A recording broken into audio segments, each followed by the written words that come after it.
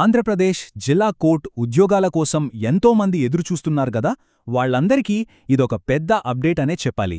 Recruitment ప్రాసెస్లో ఒక చాలా ముఖ్యమైన స్టేజ్ పూర్తయింది. మరి నెక్స్ట్ ఏంటి, అసలు ఏం జరిగింది, అదంతా ఇప్పుడు వివరంగా చూద్దాం. సరే, ఇక్కడ చూస్తున్నాం కదా, ఇదే అసలు విషయం. డిసెంబర్ 19న వచ్చిన అఫీషియల్ నోటిఫికేషన్ ఇది. రిక్రూట్మెంట్లో తర్వాతి స్టేజ్కి దారి చూపించింది ఇదే అన్నమాట. మరీ ముఖ్యంగా టైపిస్ట్ ఇంకా స్టెనోగ్రాఫర్ పోస్టులకు అప్లై చేసిన వాళ్ల సంగతేంటి, వాళ్లమీదే ఈ నోటిఫికేషన్ ప్రభావం ఎలా ఉంటుంది అంటే, క్వాలిఫై అయిన వాళ్ల లిస్టు దగ్గర్నుంచి ఖాళీల సంఖ్యలో వచ్చిన మార్పుల వరకు ప్రతి విషయాన్ని క్లియర్గా చూద్దాం. అన్నిటికంటే ముందు మోస్ట్ ఇంపార్టెంట్ న్యూస్, రిజల్ట్స్ వచ్చేశాయి. అవును, వేల మంది ఎదురుచూస్తున్న ఆ లిస్టులని ఆంధ్రప్రదేశ్ హైకోర్టు ఫైనల్గా రిలీజ్ చేసింది. నిజంగా ఇది చాలామంది అభ్యర్థులు టెన్షన్తో ఎదురుచూస్తున్న మూమెంట్. ఇప్పుడు జిల్లాల వారీగా స్కిల్ టెస్ట్కి ఎవరు క్వాలిఫై అయ్యారో క్లారిటీ వచ్చేసింది. ఇక్కడ కనిపిస్తున్నాయి కదా, ఇవి చూడ్డానికి కొన్ని పేర్లలా ఉన్నా విషయం అది కాదు. ప్రతి జిల్లాకి టైపిస్ట్ ఇంకా స్టెనోగ్రాఫర్ పోస్టులకి సెలెక్ట్ అయిన ప్రతి ఒక్కరి పేరుతో ఇలా పెద్ద పెద్ద లిస్టులనే రిలీజ్ చేశారు. సరే, ఈ లిస్టులో పేర్లు ఎలా ఫైనలైజ్ చేశారు, అసలు సెలెక్షన్ ప్రాసెస్ దేనిమీద బేస్ అయ్యుంది?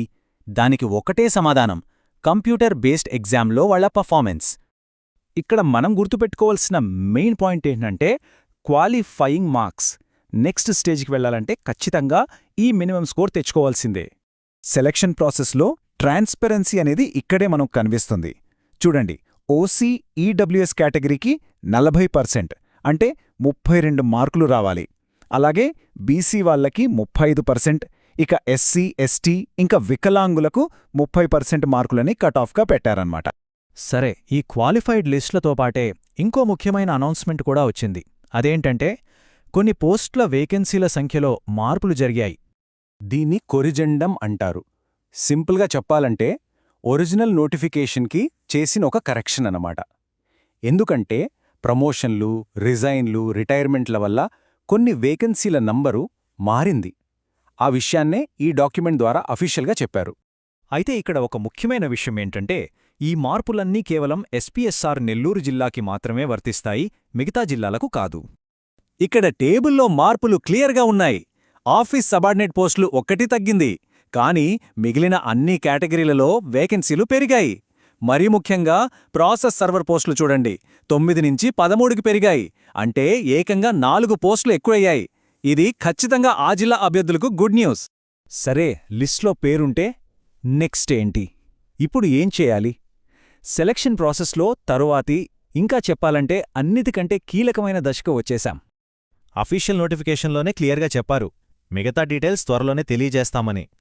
సో క్వాలిఫై అయిన వాళ్లందరిప్పుడు చేయాల్సినవి 3 పనులు.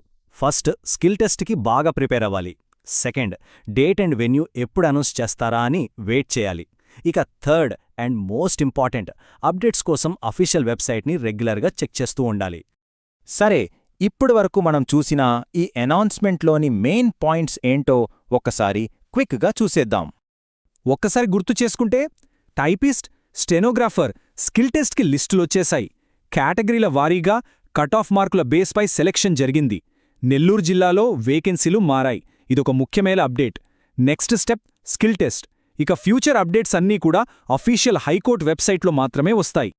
ఈ ప్రాసెస్ అంతా ఆన్లైన్లో జరగడం వల్ల అభ్యర్థులకు ఇన్ఫర్మేషన్ చాలా ఫాస్ట్గా అందుతోంది.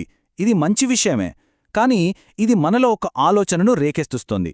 ఇలాంటి ఆన్లైన్ రిక్రూట్మెంట్ ప్రాసెస్ను ఇంకా ట్రాన్స్పరెంట్గా, ప్రతి ఒక్కరికీ ఇంకా ఈజీగా యాక్సెస్ అయ్యేలా ఎలా మార్చొచ్చు?